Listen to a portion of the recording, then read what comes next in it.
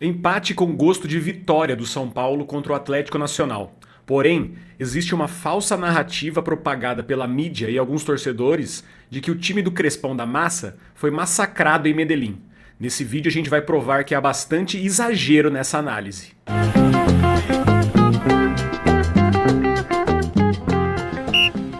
Se você tá incomodado, como a gente, com como o São Paulo tem sido tratado desde que o resultado foi concretizado, aí, o empate 0-0 com gosto de vitória, né?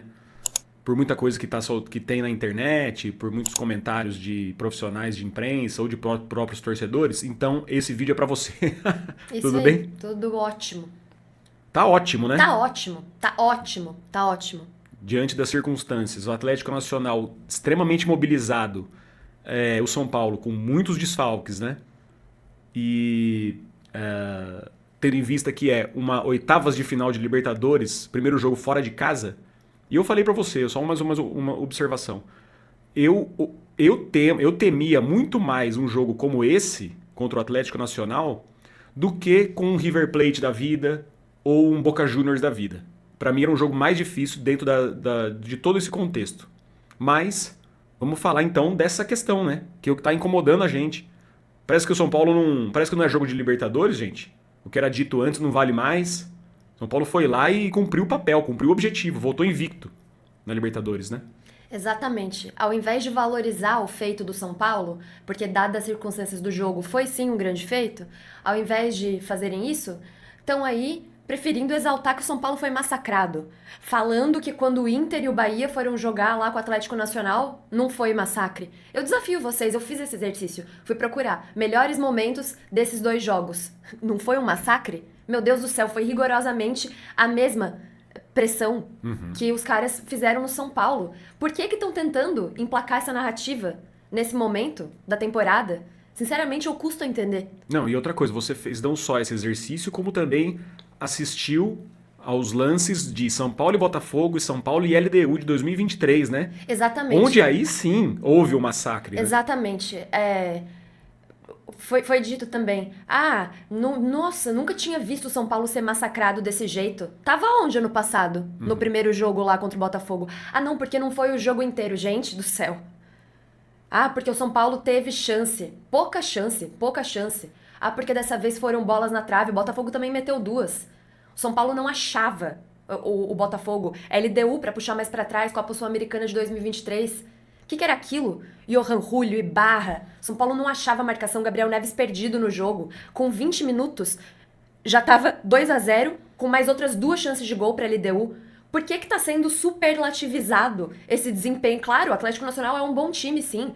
Mostrou que é bem armado, bem efetivo, né, para criação de chances, mas existe todo o componente de jogar naquele estádio, existe todo uma narrativa desse jogo que parece que está sendo desprezada. Parece que só existiu o massacre, parece que o São Paulo não viu a cor da bola, não foi o que aconteceu, na minha opinião. Diferente, por exemplo, de outros jogos também que parece que esqueceram.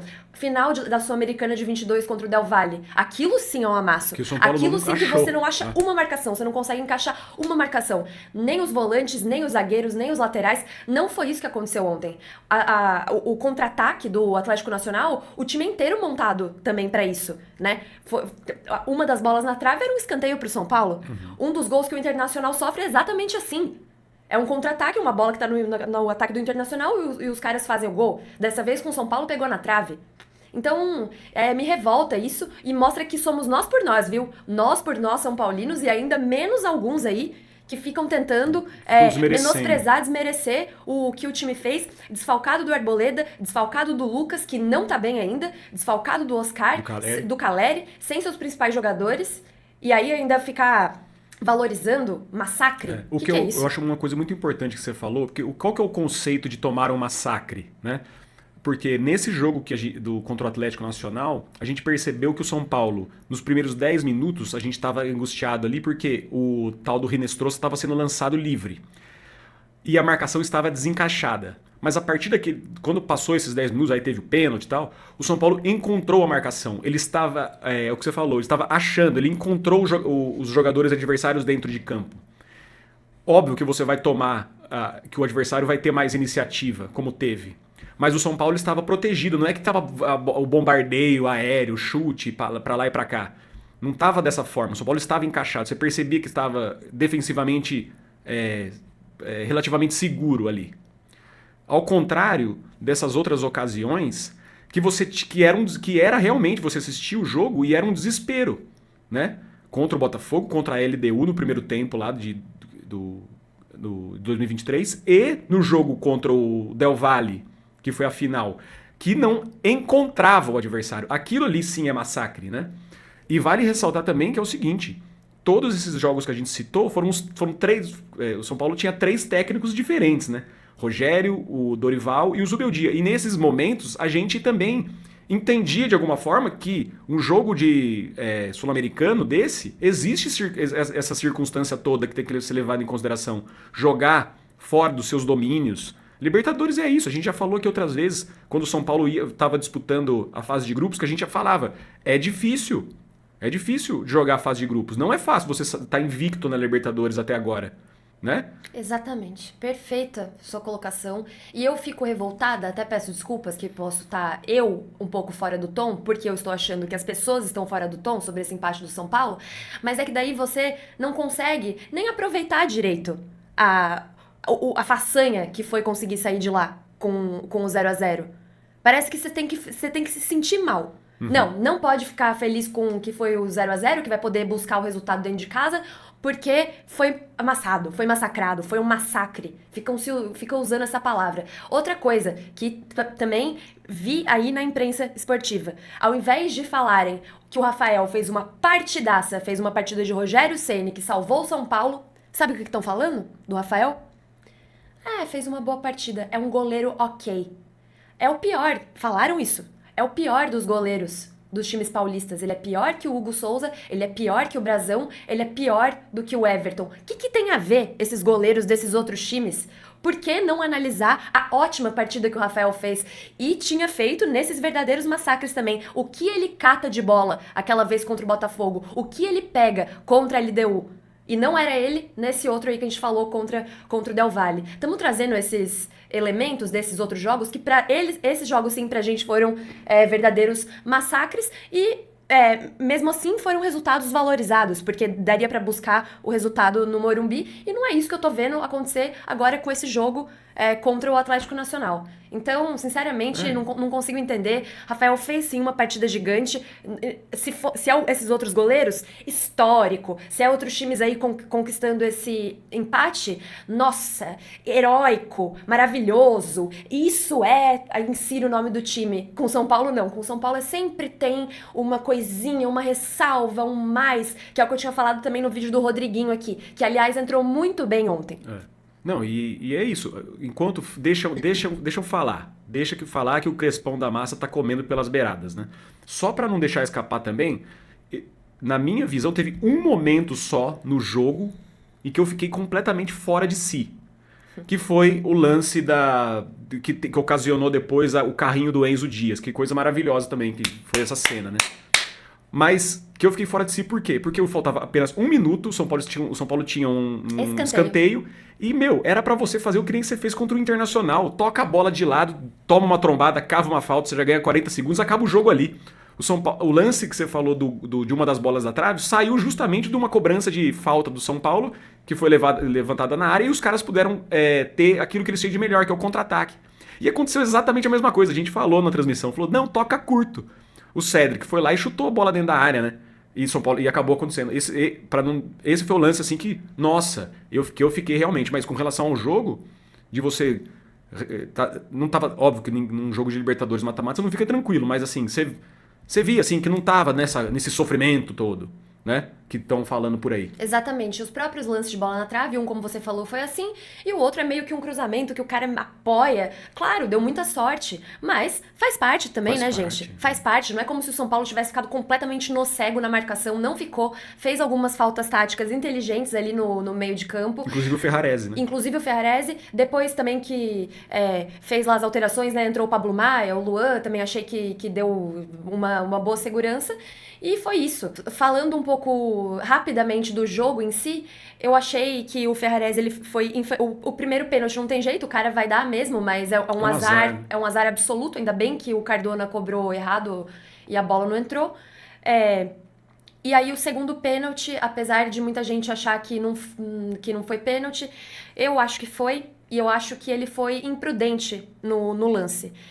O Ferrarese é um jogador que eu gosto muito, já elogiei aqui várias vezes, acho que ele tem esse espírito de Libertadores, mas ontem achei que ele ficou um pouco além da conta nesses lances. Porque nos outros lances do jogo em si, ele... Qual foi o lance? Que o Ferrarese foi humilhado, que ele não achou a marcação? Não, ele fez diversas faltas, saiu ali pra morder um pouquinho mais na frente.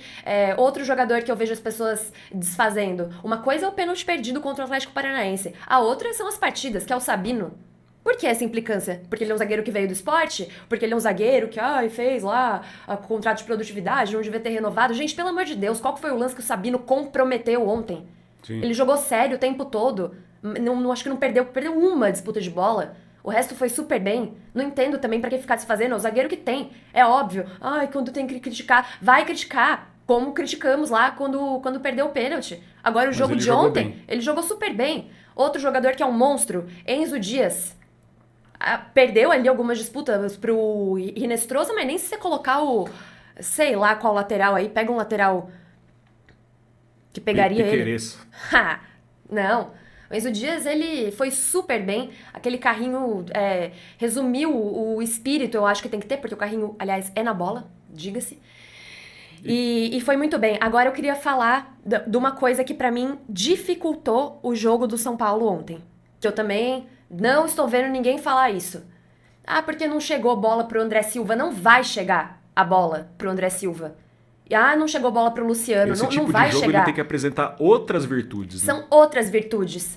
Os zagueiros do Atlético Nacional, eles tiveram toda a liberdade do mundo de lançar a bola.